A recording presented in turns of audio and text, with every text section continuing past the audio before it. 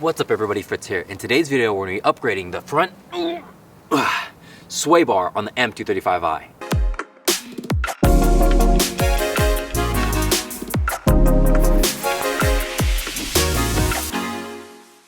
This kit that we decided to go with here today is from Turner Motorsports, and the reason why is because as of today, Turner Motorsports, they collaborated with KW to make the thickest sway bar on the market. We have a 32 in the front as well as a 22 in the back, but today's video is going to focus solely on the front installation. Now, other features that you get out of these sway bars is adjustability. You have 2 points of adjustability in the front and 3 points of adjustability in the rear, with the outer holes representing the softer setting and the stiffer setting represented by the more inner holes, closer to the bar. With the M235i, you can expect up to a 76% in steering stiffness, but because these bars were meant for other BMWs in the F20 and F30-ish generations, your stiffness may vary depending on which model that you have and which stiffness setting that you set. And this is why it's so important to have adjustable sway bar end links, because we are no longer going to maintain that same relative distance in the strut to the sway bar. So if you don't have a set of adjustable sway bar end links, I'm going to leave the link to that video and how to install them in the top right hand corner. Also accompanied with this kit are going to be a beefier set of sway bar bushings as well as brackets. So everything is included with this kit minus the bolts that you're going to recycle in the installation of your new sway bar. And it might seem a little bit intimidating to drop the front subframe, but for anybody who's done something like the downpipe, the control arms or thrust arms, you're already 90% of the way there. By removing all of those pieces to get access to those parts, all that you really have to do now is make a few disconnections and then drop the subframe. And here we really don't need to drop the subframe. All that we really need to do is lower it enough to get the old sway bar out and put the new sway bar in. First, start by getting your 4 jack stands and jacks ready. Then you're going to want to bring in the car and lock the steering wheel into place. To do this, you're going to want to pull it as close to the driver's seat and as far down as possible and then lock it into place. Now you'll want to detach the battery by using a 10mm wrench, and I like to use 2 pieces of cardboard, one to prevent the battery from reconnecting and one to prevent the trunk from closing.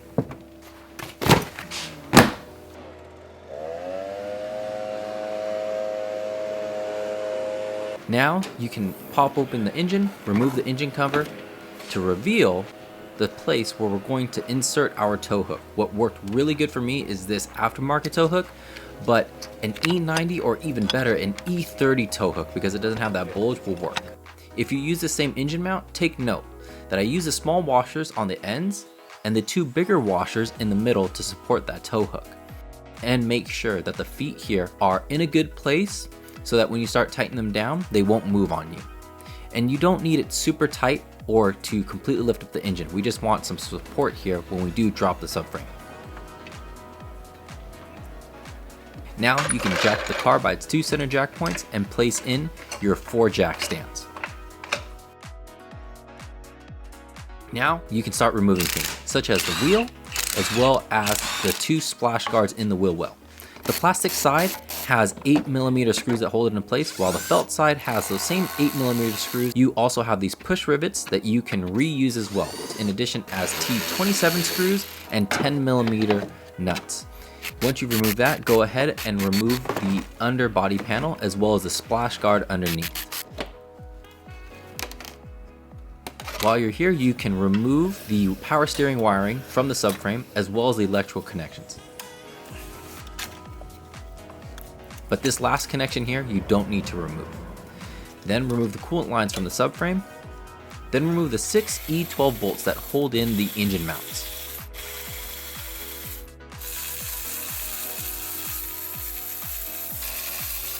And then disconnect your sway bar end links from the sway bar.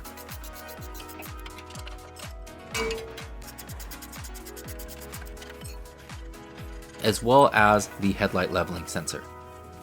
The E10 bolt that holds in the steering shaft is a little bit hard to get to, so just follow the pathway of the control arm up to where it's mounted, and in that little crevice there, you can see the bolt. Go ahead and remove this. Then we can start removing the parts that hold in the subframe, such as the 4 deformation bolts, and there's 2 on each side.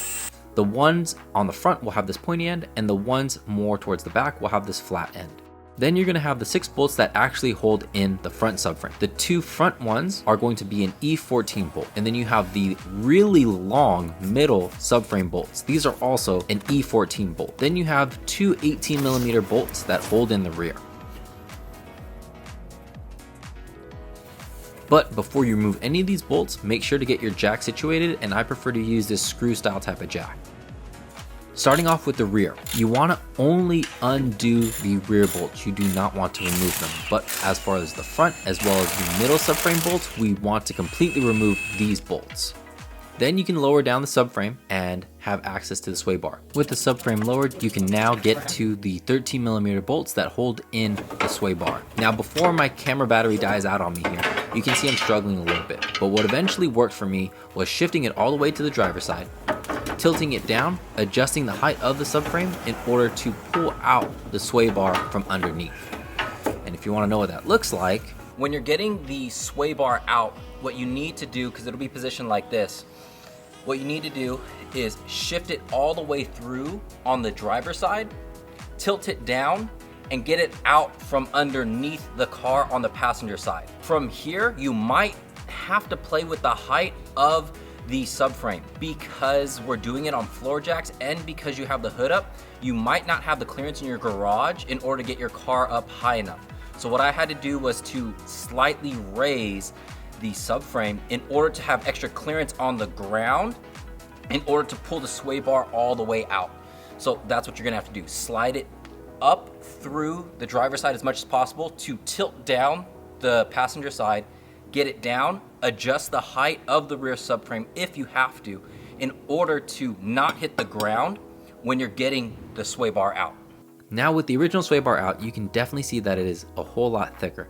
9mm in increased diameter to be precise here, from 23 to 32. And we also have that additional point of adjustability in case it's too stiff for you upon installation. But we also have the upgraded bushings from rubber to polyurethane, so we are going to have better steering responsiveness into our turns. Speaking of the bushings here, you're going to want to make sure that when you place the mounts, that the grease fitting is in a position in which that you can get to it once the subframe is lifted back up, as you see here. Here you can see that I'm using a silicone lubricant spray here. You will actually want to use a silicone grease. If you want to know why I'm using this spray here, stick around to the end and it'll make more sense to you. You don't want to install this on the car, but you just want to see what it looks like upon installation, where the bushing is on the outer section of that bump stop, and then you place in your bracket. What worked for me for this installation was not putting the sway bar from underneath, but sticking it directly through the driver's side wheel well, and then adjusting it so that when we get to the passenger side, the sway bar is in front of the bracket that holds in the middle subframe bolt. That way we can slide it through. Do not slide it above or behind the bracket that holds in the middle subframe bolt. Then place in your bushings and make sure to lubricate it right here. Then place in your brackets and tighten it down to 20 foot-pounds. Then you can lift back up the subframe of the car, and here you're going to need a pry bar, just to make sure that the deformation plates line up when you actually lift up the subframe. When the deformation plate is lined up pretty closely like this, where the holes actually pass through, you can place back in the subframe bolts hand tight. Once all the subframe bolts are back in hand tight, you can place back in the deformation plates, and the deformation bolts you will want to tighten back down to 11.8 foot-pounds. With those tighten down the subframe bolts to 88.5 foot-pounds, and you will want to start from the front and move your way to the back. And the pinch bolt that holds in the steering shaft, you will want to tighten down to 17 foot-pounds. Now we can get to those 6 bolts that hold in the 2 engine mounts, and these ones are going to be tightened down to 11.8 foot-pounds. Now it's safe to remove the engine mount and place back in the engine cover and close the hood.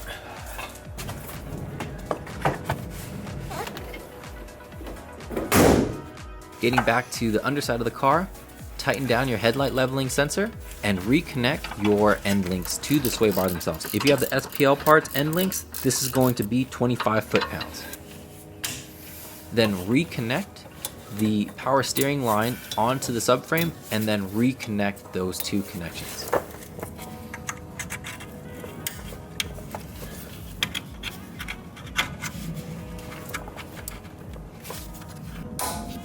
With those firmly in place, go ahead and reattach the coolant line onto the subframe as well.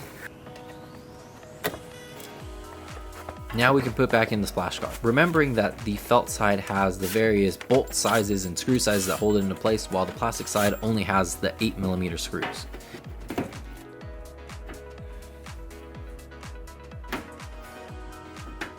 Now you can place back in your wheel and put back on the splash guard and under panel.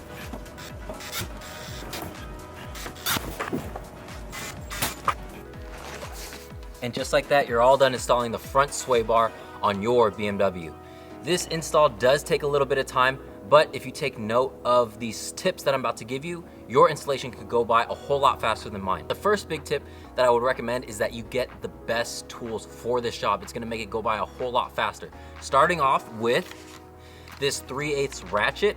This is gonna make getting into those tighter spaces a whole lot easier and removing those bolts a whole lot faster. Next, we have this huge 1/2-inch drill. This is gonna make getting those subframe bolts off a whole lot faster, as well as putting them back on. All you really have to do at the end is torque them down. This is a game changer. And I should note, if you're taking off your wheels a lot, this is also a helpful tool for that as well. The last thing is a pry bar. You don't need anything drastically huge. Something as simple as this is gonna get the job done for you. A pry bar, a 3/8 ratchet, as well as a 1/2-inch drill. If you do not have these tools, I cannot recommend that you do this job in your garage. Once you have the proper tools, the biggest hurdle that you're going to have is lowering the subframe and controlling it. That's why I use that screw style type of jack versus a hydraulic jack. It's easier to control the screw style, especially if you can't get your car high enough because the hood is open in order to get the sway bar out. This is gonna allow you to raise and lower the subframe as much as you need in order to get the sway bar out. Tip number 2 is going to be on the installation of the new sway bar. Make sure that you have silicone grease. The reason why we want that silicone grease is to make sure that the bushings don't swell, but also we can reduce the friction and expand the longevity of the bushings while they're rubbing up against the sway bar. Definitely get yourself a grease gun. If you're on a tighter budget, you don't need a grease gun right now, but you can get a grease gun in the future, but make sure that you have that silicone grease ready to go right now for this install, to make sure that your grease fittings are in a position in which you can get to them when it's time to reapply more grease. And the way that you'll know that you need to apply more grease is if you hear this sound right here. One more time. So that is exactly why I use that silicone lubricating spray in the beginning. Is one, I didn't want to destroy my bushings, but I wanted to be able to emphasize that sound. Don't really be so focused on how many miles that you run on the car before you have to reapply your grease. It's really gonna depend on the conditions in which that you're driving. So just be aware of this sound one more time. When we're talking about the new sway bar, we wanna make sure that we're passing it through the driver's side, and then from the driver's side, we can pass it all the way through and slightly cant it forward towards the front of the car and have the bar completely in front of that portion that holds in the middle subframe bolt to slide it through on the passenger side. If you do it like this, it should take you about 5 to 10 minutes. So definitely apply this method when you try to do this installation for yourself. Just know that this installation is gonna take a little bit of time, so be patient with yourself, take a few breaks, and know that this is definitely possible to get done in your garage. Now, if you found this video helpful, please leave a like and subscribe, and leave any questions that you have for me down in the comment section below. That way we can make sure that we get the sway bar into your BMW in your garage. Everything that we use in this video, from the tools to the sway bars themselves, are gonna be down in the description. And I'll see all of you guys in the next one.